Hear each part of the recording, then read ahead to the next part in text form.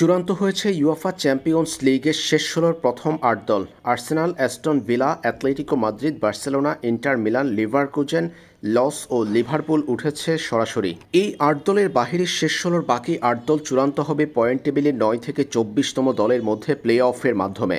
Knockout phase play off খেলবে Atalanta, Borussia Dortmund, Real Madrid, Bayern Munich, AC Milan, PSV, PSG, Benfica, Monaco, Brest, Feyenoord, Juventus, Celtic, Man City, Sporting CP ও Club Brugge.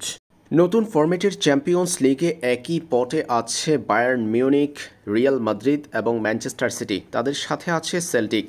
এই ৪ দলের থেকে ২ জয়ী দল উঠবে শেষ ১৬তে। সেখানে তাদের প্রতিপক্ষ হবে অ্যাটলেটিকো মাদ্রিদ ও লিভারকুজেন। তাই রিয়াল, বায়ার্ন ও ম্যানসিটির জন্য কঠিন পথ শেষ ১৬তে। এদিকে বার্সেলোনার জন্য মোটামুটি সহজ প্রতিপক্ষ আছে শেষ ১৬তে। মোনাকো, ব্রেস্ট, পিএসজি ও বেনফিকার যে কোনো দুটি দল খেলবে বার্সেলোনা ও লিভারপুলের বিপক্ষে। সবার আগে শেষ ১৬ নিশ্চিত করেছে লিভারপুল। অন্যদিকে দ্বিতীয় দল হিসেবে বার্সেলোনা উঠেছে নকআউট পর্বে। বার্সেলোনা ও লিভারপুলের সামনের পথটাও মোটামুটি সহজ বলা যায়।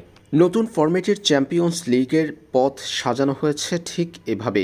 এবারের চ্যাম্পিয়ন্স লিগের শেষ ১৬তে শুরুতে উঠেছে ৮ দল।